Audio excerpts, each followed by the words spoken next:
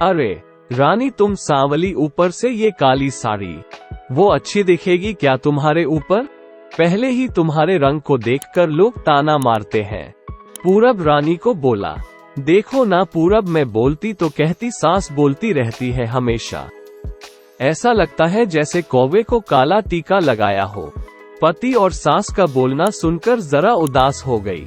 वो काली नहीं थी, कृष्ण वर्णीय और रानी नाक नक्शे में अच्छी थी, पर पति और सास कलर को लेकर रानी को हमेशा ताना मारते थे। क्या करेगा वो भी, वह गोरा और रानी कृष्ण वर्णीय। लोगों का क्या, वो तो नाम रखने में PhD होते हैं। ब्लैक और व्हाइट जोड़ी बोलते थे दोनों को। पूरब का मन वैसे साफ था। रानी को अगर कोई कलर को लेकर बोलता तो उसे जरा भी अच्छा नहीं लगता था, इसीलिए वह भी थोड़ा बहुत बोल देता था ताकि वो जिद ना करे। लेकिन जब वह बोलता था तो उसे इस बात का पछतावा होता था। उसकी माँ घर में हमेशा कड़वाहट रखती थी। आज भी वैसे ही हुआ। घर में उत्सव के माहौल में सुबह जब सास ने रानी से बात की तो वह थोड़ी घबराई हुई थी। उसका चेहरा भी शांत था। पूरब वास्तव में खुद पर शर्मिंदा था। अपराधी की तरह बैठने के बजाय वो काम के लिए बाहर गया। कई सारी महिलाएं काली साड़ी पहनकर सड़कों पर चल रही थी। सभी ही गोरी थी ऐसा नहीं था, लेकिन उन पर वह काली साड़ी अच्छी लग रही थी। पूरब काम की जगह पर गया। उसका बचपन का दोस्त विकी और उसका पूरा परिवार साथ में था। जान पहचान हुई तभी पीठ के पीछे से विक्की की पत्नी आई। वह भी काली सांवली ही थी। काली साड़ी पहनी थी उसने। पीछे से एक आवाज आई, प्रतीक्षा दीदी, अच्छी दिख रही हो आप। आपकी साड़ी भी अच्छी है और आप भी। प्रतीक्षा के चेहरे पर खुशी आई। उससे ज्यादा विक्की खुश हो गया था। पूरब विकी को कुतूहल से देख रहा था। विकी ने वो देखा और जाना। वो पूरब के सवालों को हल करना चाहता था। विकी ने पूरब से सीधे ही पूछ लिया, पूछो तुम्हारे मन में जो भी है, मैं तुम्हें उसका उत्तर देने के लिए तैयार हूँ। पूरब पहले हड़बड़ाया, फिर वो बोलने लगा कि नहीं नहीं, ऐसा कुछ भी नहीं है।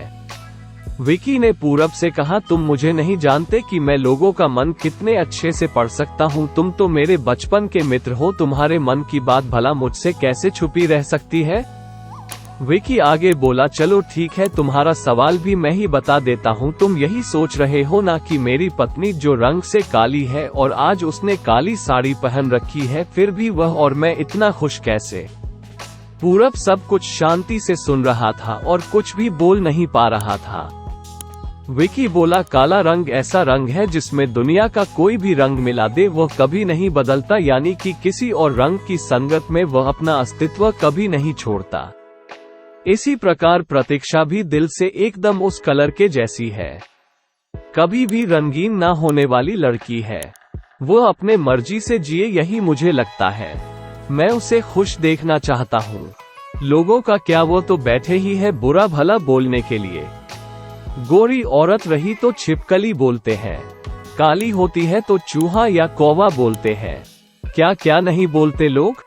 ताना मारने वाले मारते रहे, हमें हमेशा खुश रहना चाहिए। वही मैं अब कर रहा हूँ।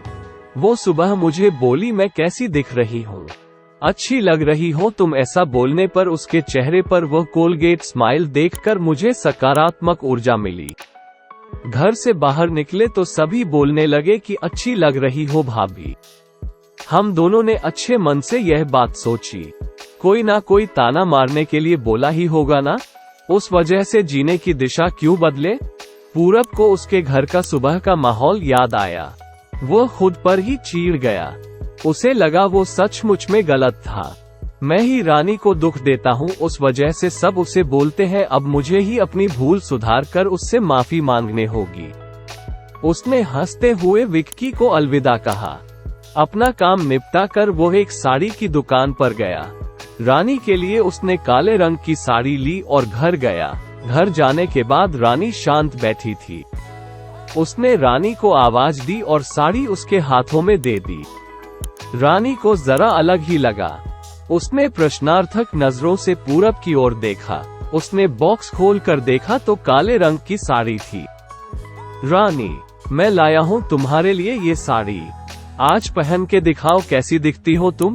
अच्छी नहीं लगी तो बदल देंगे साड़ी को, देखने तो दो कैसी दिखती हो तुम इस रंग में। रानी को जरा अच्छा लगा।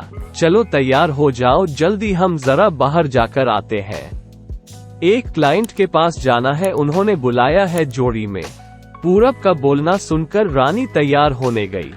काली साड़ी, उस पर हल्का सा मेकअप और लंबे बालों की चोटी। पूरब भी क्या, पूरब की माँ भी रानी को देखते ही रह गई। पूरब बोला, रानी सॉरी।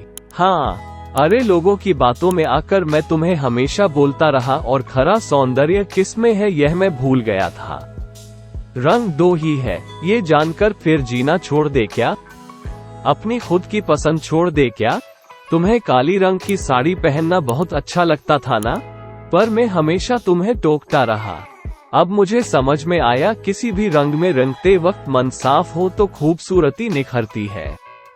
तुम चाहती हो वैसे ही जियो, मैं कभी भी तुम्हें नहीं बोलूंगा। और हाँ, सचमुच सुंदर दिखती हो तुम, तुम्हारे रंग पर अच्छा खिलता है ये काला रंग। रानी के चेहरे की लाली और भी ज्यादा बढ़ गई थी यह बात सुनकर। शर्मा कर वो पूरब को बोली, क्या आप भी? पूरब ने रानी का मुस्कुराता हुआ चेहरा देखा और उसके बदले हुए विचारों से पूरब खुश हुआ। मन ही मन में पूरब ने विक्की को धन्यवाद किया, क्योंकि यह परिवर्तन विक्की के शब्दों द्वारा हुआ था। खूबसूरत दिखने के लिए खूबसूरत दिखना जरूरी नहीं है, बल्कि खूबसूरत सोच होना जरूरी है।